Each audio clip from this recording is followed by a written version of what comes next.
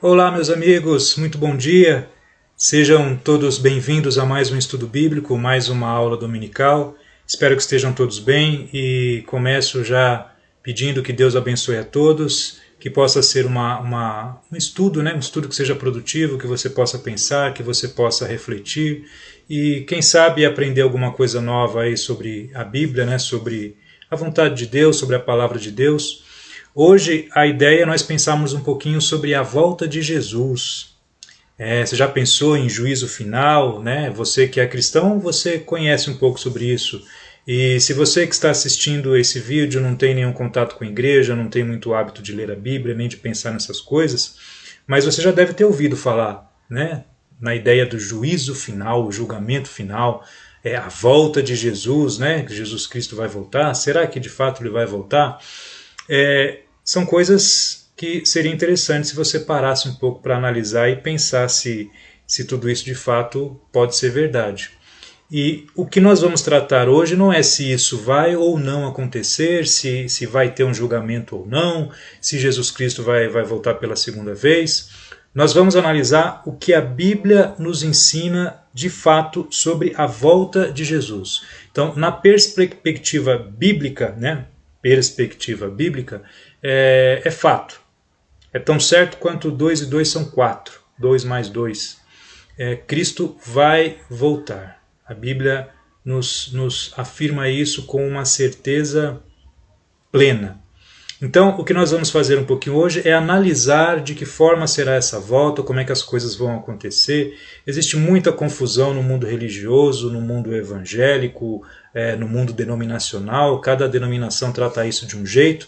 Então, a ideia aqui não é pensarmos muito em interpretações, e sim analisarmos a Bíblia. Nós vamos ler versículos. Como sempre faço, eu aconselho vocês que vejam com calma depois esses vídeos, analisem as passagens, leiam os contextos por completo, porque aqui nós vamos pegar apenas alguns recortes.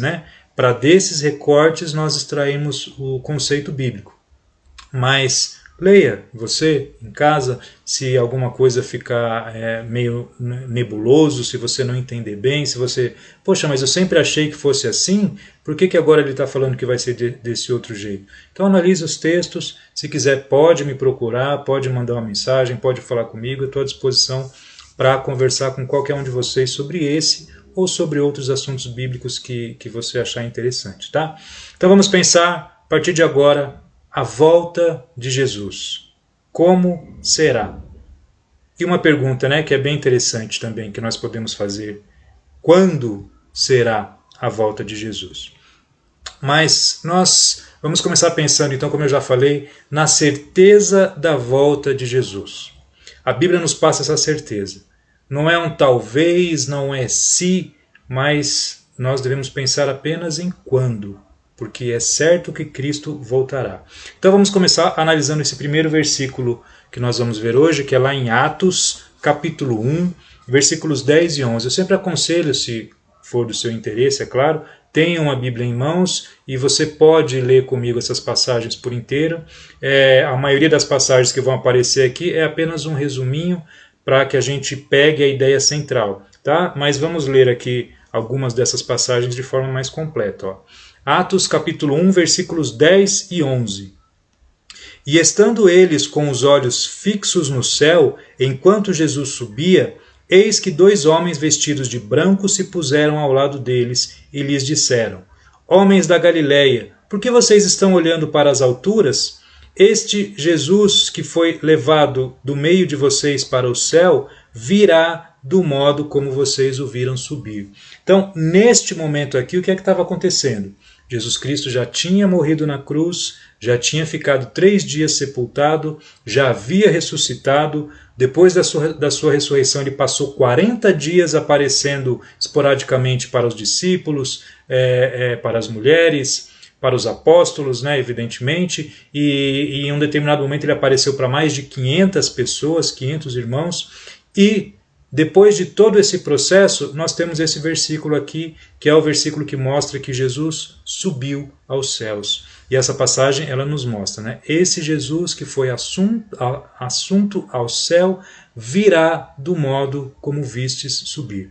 Então é certo, Da mesma forma que Jesus subiu aos céus depois de ter morrido e ressuscitado, ele vai descer e vai retornar uma segunda vez aqui para este nosso mundo. Uma outra passagem é João, capítulo 14, os versículos do 1 ao 3. Ó. João, vamos encontrar aqui juntos, quem quiser acompanhar comigo. João, capítulo 14, versículos do 1 ao 3. Diz assim: Que o coração de vocês não fique angustiado. Vocês creem em Deus, creiam também em mim. Na casa de meu pai há muitas moradas. Se não fosse assim, eu já lhes teria dito. Pois vou preparar um lugar para vocês. E quando eu for e preparar um lugar, voltarei e os receberei para mim mesmo, para que onde eu estou, vocês estejam também. Então é muito claro quando Jesus diz aqui, né? Eu voltarei e recebereis para mim mesmo. Então Cristo vai voltar para buscar aqueles que são seus, para buscar aqueles que fazem parte da família de Deus. E lá em Hebreus capítulo 9, o versículo 28. Esse é um versículo bem interessante.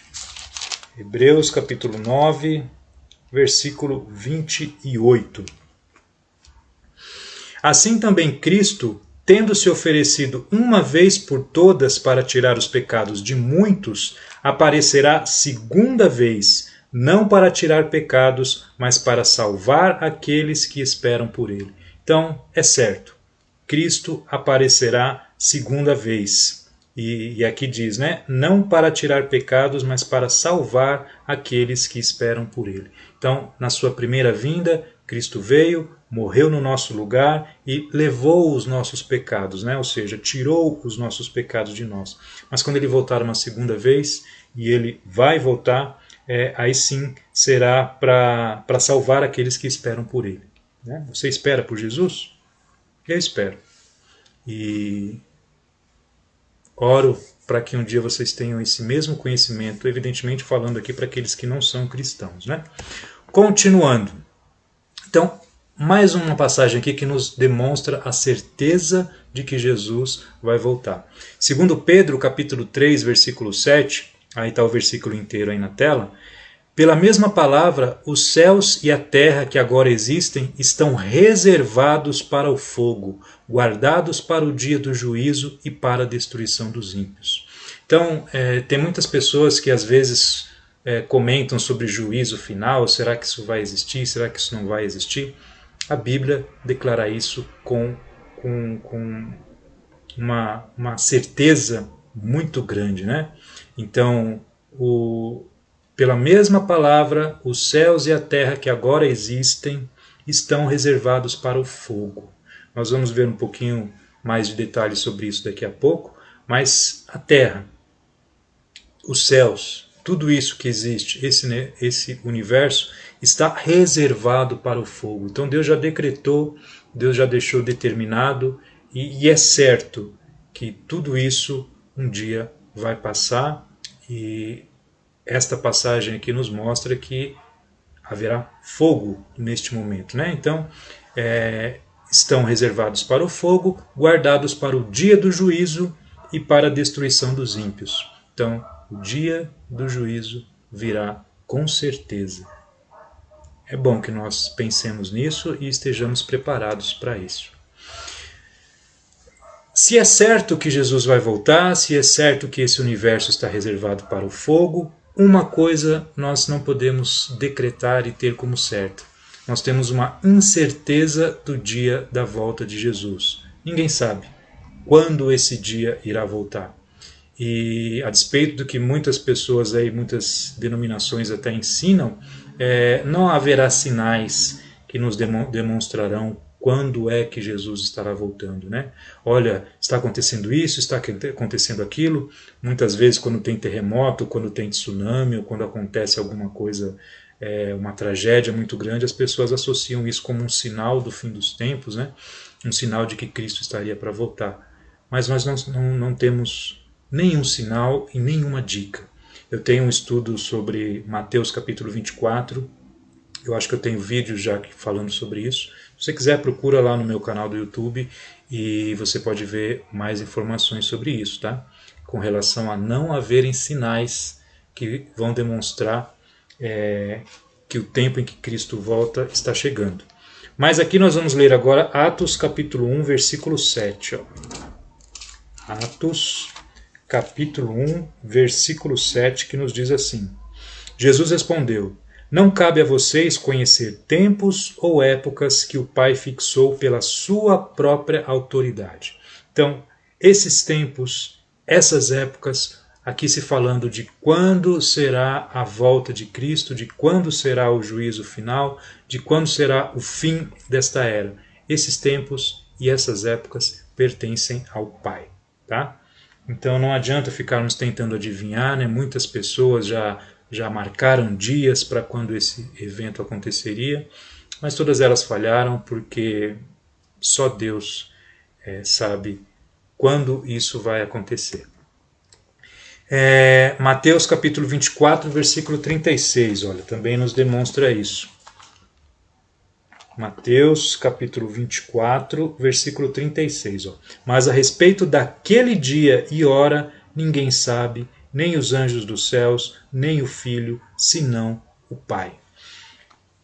Aqui há um entendimento com o qual eu concordo, que diz que Jesus, enquanto estava encarnado aqui na Terra, andando junto com seus discípulos, ele não sabia também quando seria o dia da sua vinda, porque ele havia aberto mão da sua divindade, da sua glória divina, né, para se fazer durante um tempo uma de suas criaturas, para se fazer humano.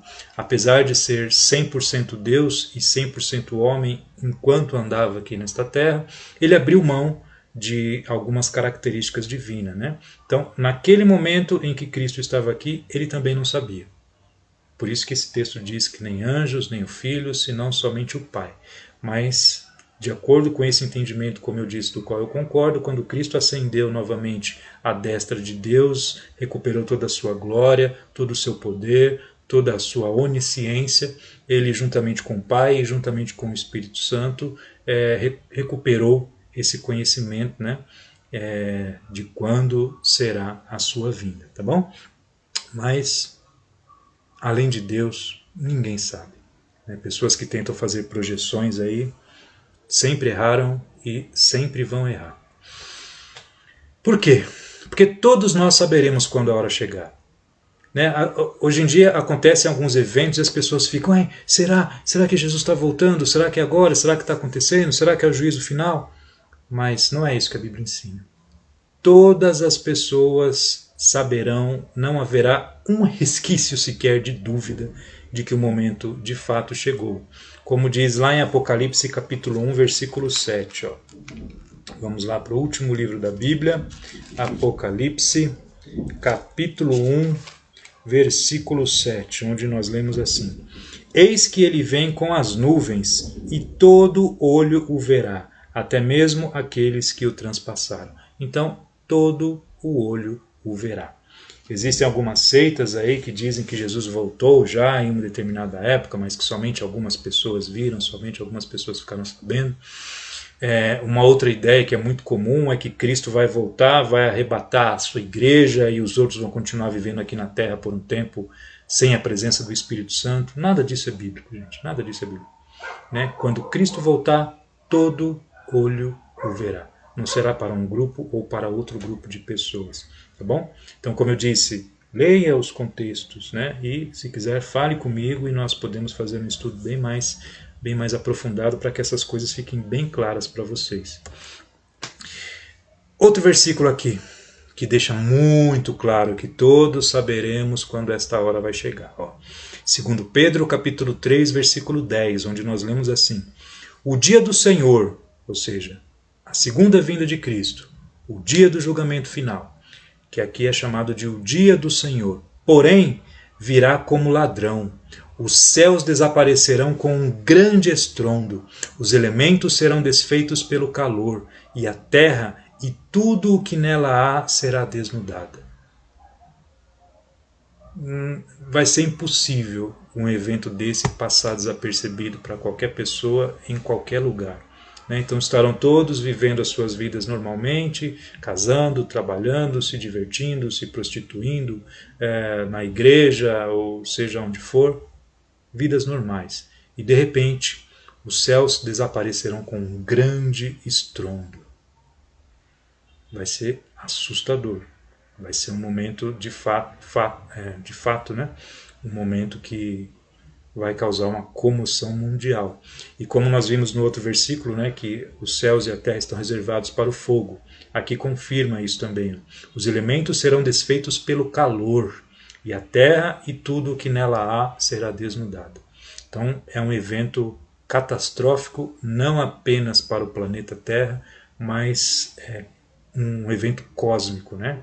Todo o universo estará deixando de existir quando isso acontecer, quando esta passagem se cumprir, tá bom? Então todos saberemos quando a hora chegar.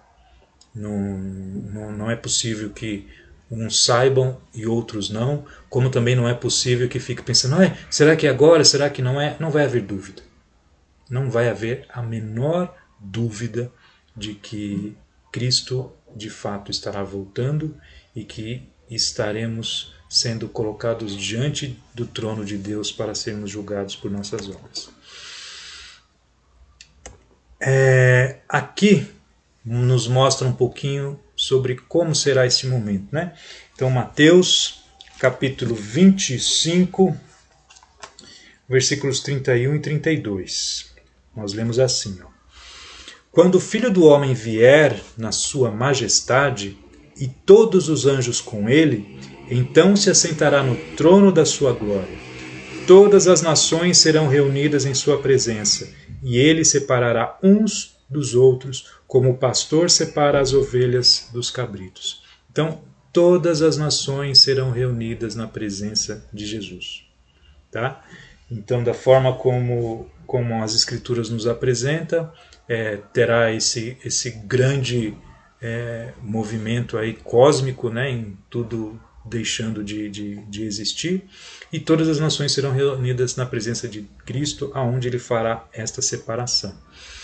E o capítulo 24 de Mateus, só virar uma página aí para trás, o versículo 30, nós lemos assim: Então aparecerá no céu o sinal do Filho do Homem.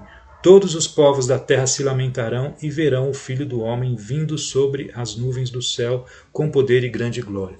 Eu aproveito aqui para falar do único sinal que vai existir antes da vinda de Cristo. As pessoas ficam procurando aí sinais nos eventos que acontecem, e o único sinal que nós teremos da vinda de Cristo será este aqui, ó.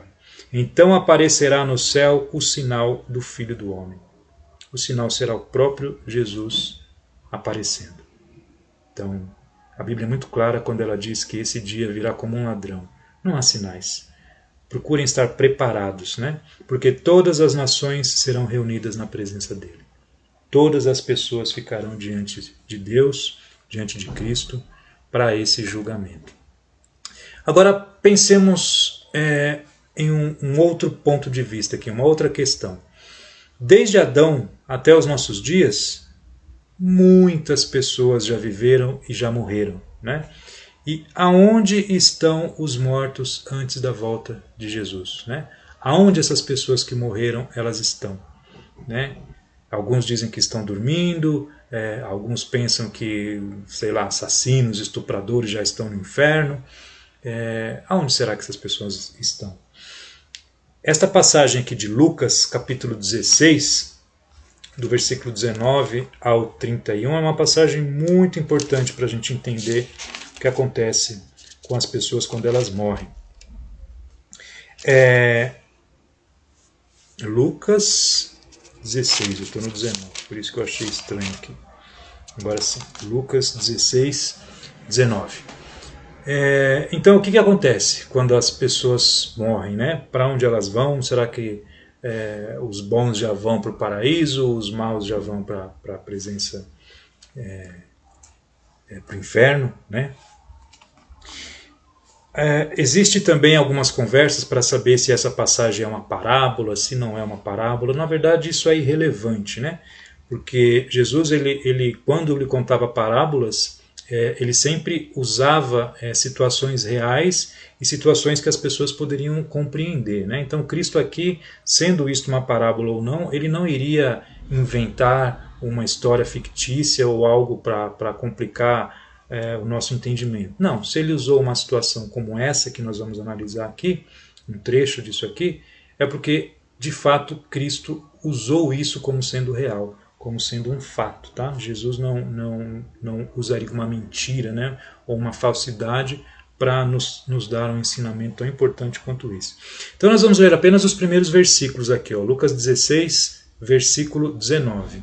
Ora, havia certo homem rico que se vestia de púrpura e de linho finíssimo, e que se alegrava todos os dias com grande ostentação. Havia também certo mendigo chamado Lázaro, coberto de feridas, que ficava deitado à porta da casa do rico. Este desejava alimentar-se das migalhas que caíam da mesa do rico, e até os cães vinham lamber-lhe as feridas. E aconteceu que o mendigo, esse aqui é um versículo importante para nós, ó. E aconteceu que o mendigo morreu e foi levado pelos anjos para junto de Abraão. Morreu também o rico e foi sepultado. Tá? O versículo 22. E o versículo 23 diz assim: No inferno, estando em tormentos, o rico levantou os olhos e viu ao longe Abraão e Lázaro junto deles. Por que essa passagem no versículo 23 ela é importante? Porque aqui diz: no inferno, estando em tormentos, o rico levantou os olhos e viu de longe Abraão. Abraão e Lázaro, né? Essa palavra que aqui é traduzida por inferno, ela é uma palavra que no grego ela denota apenas o lugar onde os mortos estão. Tá? Então não é de fato o inferno, mas é por uma questão de tradução mesmo, né, das pessoas que fizeram a tradução, eles utilizaram aqui a palavra inferno. Mas pensemos aqui apenas no lugar onde os mortos habitam, né? Que outras traduções, por exemplo, chamam de Hades. Tá? Então, o Hades. Se eu estiver me enganando nisso aqui, depois eu faço uma pequena correção, tá bom? Com relação a esse termo grego aí. Mas o que essa passagem nos mostra? Elas mostram que este Lázaro, que era o mendigo, ele morreu e foi para junto de Abraão. Tá? Então ele já foi para um lugar onde ele estava em paz. Leiam o restante do texto e percebam isso. Enquanto este rico, ele já estava em uma situação de tormento, ele já estava em uma situação desesperadora. Se vocês continuarem a ler essa passagem, vocês vão ver que existe um abismo que separa o lugar onde este rico estava e o lugar onde Lázaro estava. Outras coisas poderão ser percebidas, que não há contato dos mortos com o mundo dos vivos. Então, qualquer coisa que você possa imaginar em que envolva alma ou espírito de pessoas que já morreram, para você orar, para você pedir orientação, não são almas de pessoas que morreram.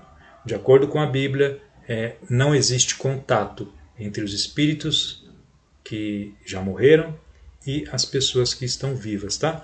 Mas o que é importante para nós nessa passagem, nesse estudo que nós estamos fazendo hoje? Aonde os mortos estão antes da volta de Jesus? Aqueles que morrem com Cristo já estão em descanso, já estão num lugar bom, que aqui é chamado de o seio de Abraão. E aqueles que morrem sem Cristo não foram para o inferno. O inferno ainda não foi inaugurado, mas eles já estão em um lugar de tormento, eles já estão em uma situação desesperadora e ambos estão esperando a segunda vinda de Cristo. Tá bom? Então essa é a situação daqueles que morreram. Os que morreram com Cristo estão no seio de Abraão, né, já estão num lugar de consolo, e aqueles que morrem sem Cristo, apesar dessa imagem aqui se assemelhar ao que muitos imaginam que pode ser o inferno, a Bíblia diz que eles estão em um lugar já em tormento, mas não é o inferno ainda. Mais uma vez, se quiserem mais informações sobre isso, é só falar comigo, tá bom? Mas eles já estão em tormentos. Então vamos lá. Diante do trono, né? Como que as coisas vão acontecer ali, ó, neste momento do julgamento? Vamos ler 1 Tessalonicenses, capítulo 4. Opa, aqui segundo não, eu quero primeiro. Capítulo 4, vamos ler os versículos 13 e 14. Ó. Irmãos, Não queremos que vocês ignorem a verdade a respeito dos que dormem, para que não fiquem tristes como os demais que não têm esperança. Pois, se cremos que Jesus morreu e ressuscitou, assim também Deus, mediante Jesus, trará na companhia dele os que dormem. Então, aqui nós estamos pensando nesses que morreram com Cristo, nesses que já estão em um lugar de consolo, né? As suas almas já estão nesse lugar chamado Hades, que é onde as almas dos que morreram ficam. E quando Cristo voltar, o que vai acontecer? Ele vai surgir no céu, junto com milhares e milhares de anjos, e estes que estavam com ele neste lugar de descanso ressuscitarão e estarão no céu juntamente com ele. Tá? Agora, lá em João capítulo 5, versículos 28 e 29, também uma passagem que eu gosto muito e uso muito essa passagem, diz assim, João capítulo 5, versículos 28 e 29. Não fiquem maravilhados com isso, porque vem a hora em que todos os que se acham nos túmulos ouvirão a voz dele e sairão. Então, pensem, vão fazendo aí, pensando numa sequência de eventos, né? O céu desaparecerá com um grande estrondo, Cristo surgirá nos céus, junto com milhares e milhares de anjos, aqueles que morreram com Cristo irão surgir juntamente com ele, e nós lemos aqui, né? Versículos 28 e 29, né? Então, para não ficarmos admirados com isso, porque todos aqueles que ouvirem a voz dele, que se acham nos túmulos, ouvirão e sairão. E o versículo 29, os que tiverem feito o bem para a ressurreição da vida, e os que tiverem praticado o mal para a ressurreição do juízo. Então, percebem? Aqueles que morreram com Cristo estarão diante dele. Aqueles que morreram sem Cristo, aqueles que já estão nesse lugar de tormento, também ressuscitarão e também estarão ali diante do trono de Deus, diante do trono de Jesus. Mas quando Jesus voltar, algumas pessoas estarão vivas, né? Digamos que neste momento Cristo surgisse no céu ali e evidentemente não aconteceu nada, estou diante da minha janela aqui. Mas quando Cristo voltar, pessoas estarão vivas, né? E o que acontecerá com essas pessoas? Como é que vai ser a presença delas diante desse julgamento aí, diante desse trono de Deus? Para isso nós vamos ler 1 Coríntios capítulo 15. 1 Coríntios capítulo 15, nós vamos ler do versículo 50 até o versículo 54. Essa aqui também é uma passagem impressionante. Ó. Então pensando aqui naqueles que estiverem vivos no momento em que Cristo voltar.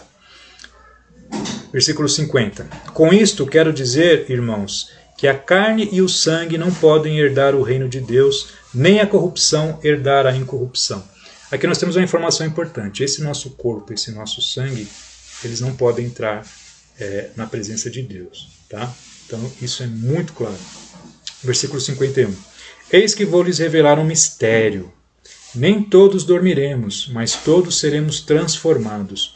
Num momento, num abrir e fechar de olhos, ao ressoar da última trombeta, a trombeta soará, os mortos ressuscitarão incorruptíveis e nós seremos transformados, porque é necessário que este corpo corruptível se revista da incorruptibilidade e que o corpo mortal se revista da imortalidade. E quando este corpo corruptível se revestir de incorruptibilidade e o que é mortal se revestir de imortalidade, então se cumprirá a palavra que está escrita. Tragada foi a morte pela vitória. Então, o que vai acontecer com aquelas pessoas que estiverem vivas? Olha o versículo 22.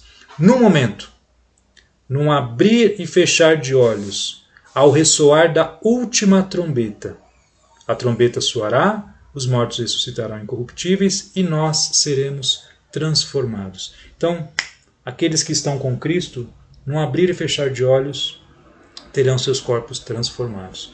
Porque outras passagens da Bíblia nos mostram que, como eu disse, né, esse corpo esse sangue não podem entrar na presença de Deus.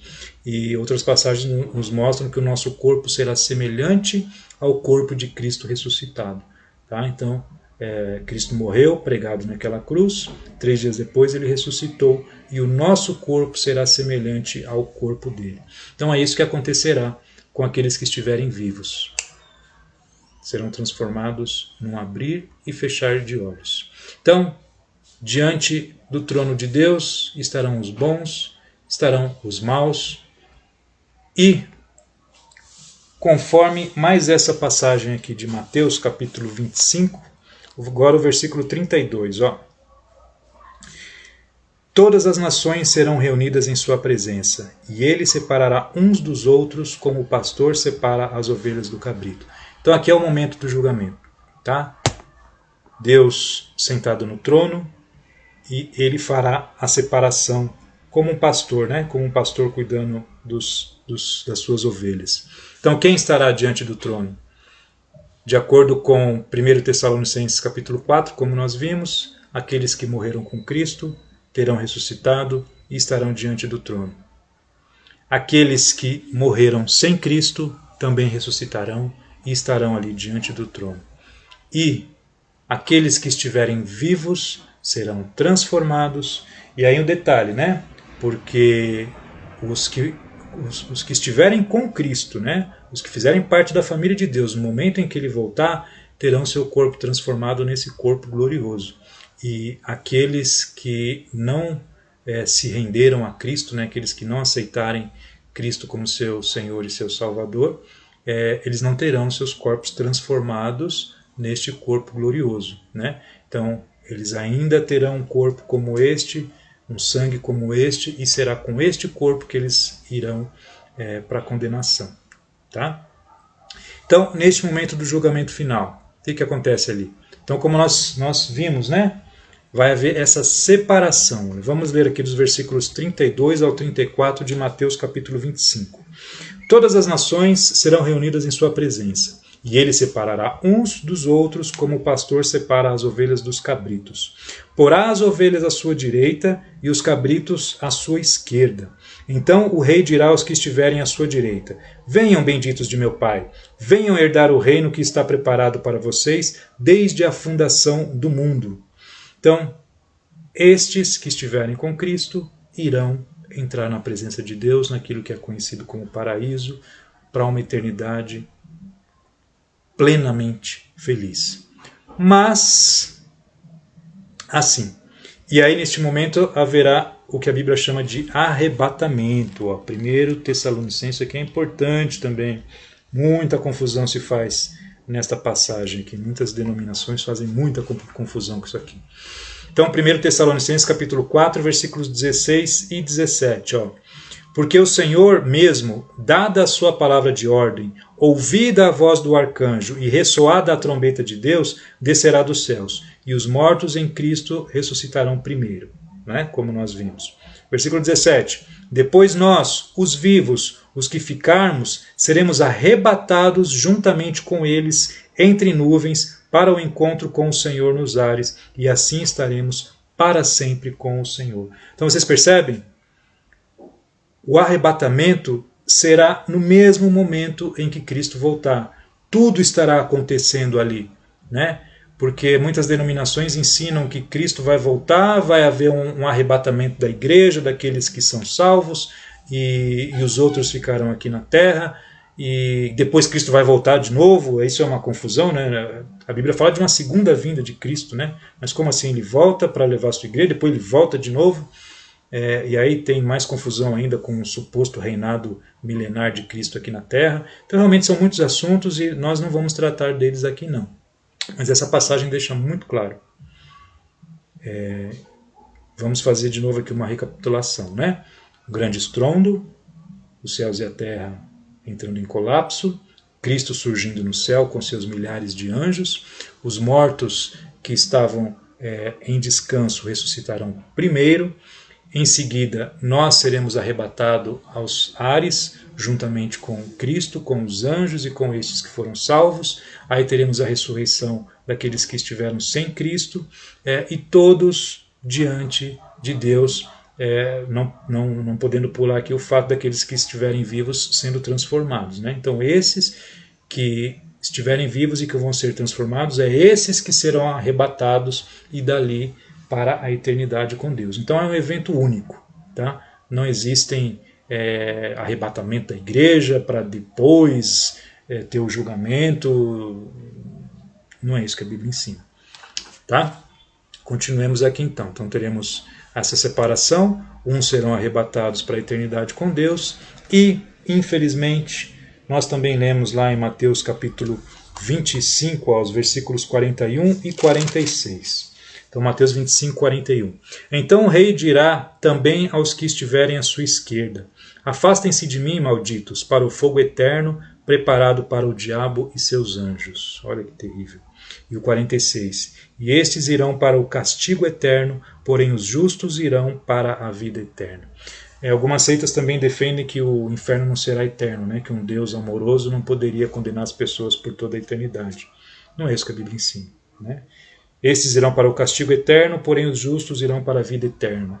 É a mesma palavra utilizada aqui, tanto para o castigo como para a vida. Então, se a vida será eterna, a mesma palavra é usada para o castigo. E o castigo igualmente será eterno. A não ser que algumas pessoas aí queiram ensinar que a vida eterna não será eterna, né? Eu acho que ninguém faz isso. Então, espero estar construindo aí na cabeça de vocês um entendimento de como será esse momento da volta de Cristo. Tendo tido esta ideia, né? Então todos vivendo suas vidas de forma tranquila, e de repente um grande estrondo haverá nos céus, os elementos sendo desfeitos pelo calor, surgirá o sinal do Filho do Homem, que será a própria aparição de Jesus, todo o olho o verá. E eu não vou repetir tudo, né? Mas eu espero que tenha ficado claro aí que tudo isso se encerrará com as nações diante de Jesus, ele fazendo a separação, aqueles que morreram com Cristo, aqueles que viveram com Cristo, aqueles que se renderam a Cristo, irão para o céu, para a eternidade, e os demais, infelizmente, irão para um lugar, conforme Jesus nos ensina, que só haverá choro e ranger de dentes. O que nós devemos fazer diante dessa realidade? É isto que a Bíblia ensina com relação à segunda vinda de Cristo e ao que ficou conhecido como o juízo final ou o julgamento final. O que é que nós devemos fazer? A Bíblia não trata isso como um se, mas ela trata isso como uma certeza. Então, segundo Pedro, capítulo 3, versículos do 11 ao 14. Visto que tudo será assim desfeito, que tipo de pessoas é necessário que vocês sejam? Pensem nisso. Pensem nisso. Vivam de maneira santa e piedosa, esperando o dia de Deus e apressando a sua vinda. Naquele dia, os céus serão desfeitos pelo fogo. Olha aqui de novo. E os elementos se derreterão pelo calor. Todavia, de acordo com a sua promessa, esperamos novos céus e nova terra, onde habita a justiça. Portanto, amados, enquanto esperam estas coisas, empenhem-se para serem encorajados por Ele em paz, imaculados e inculpáveis.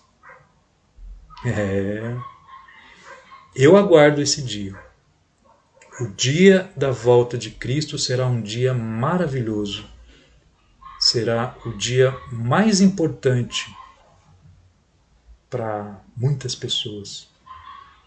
Mas esse dia também será um dia terrível para tantas outras pessoas que não se importaram, que não pensaram, que não meditaram em como deveriam viver suas vidas, sabendo que esse dia vai chegar. Segundo Pedro 3, 17 e 18. Portanto, amados, ainda pensando no que nós devemos fazer, sabendo disso, guardem-se para que não sejam levados pelo erro dos que não têm princípios morais, nem percam a sua firmeza e caiam. Cresçam, porém, na graça e no conhecimento de nosso Senhor e Salvador Jesus Cristo. A Ele seja a glória, agora e para sempre. Amém. Eu tenho falado muitas vezes aqui, se você quiser estudar um pouco mais, se você quiser tirar alguma dúvida, se você quiser fazer algum questionamento, fale comigo, eu estou à disposição. Cresçam na graça e no conhecimento de nosso Senhor e Salvador Jesus Cristo. Eu não sei tudo. Evidentemente, eu acho que se alguém disser que sabe tudo, ele já estará tropeçando. Mas eu gosto de estudar. E eu sei que eu sou apto para ensinar algumas coisas importantes. Então, tenham essa preocupação. Procurem crescer no conhecimento, na graça de nosso Senhor e Salvador, para se prepararem para esse dia, porque ele virá. E para mim, e para muitos que eu conheço, que andam comigo, que fazem parte da família de Deus, será um dia maravilhoso. E se você não tem se importado com isso, não tem dado atenção às advertências que a Bíblia faz, esse dia será um dia terrível. E a sua eternidade a partir daí será ainda mais terrível. Minhas orações serão para que vocês pensem nisso, para que vocês invistam tempo querendo aprender, querendo conhecer mais. Estudem, leiam a Bíblia, orem a Deus. Tiago nos fala que se nós nos aproximarmos de Deus, Deus se aproximará de nós. Romanos 15:33. O Deus da paz seja com todos vocês. Amém. Grande abraço a todos e, Deus assim permitindo, domingo que vem nós teremos mais um estudo. Até lá.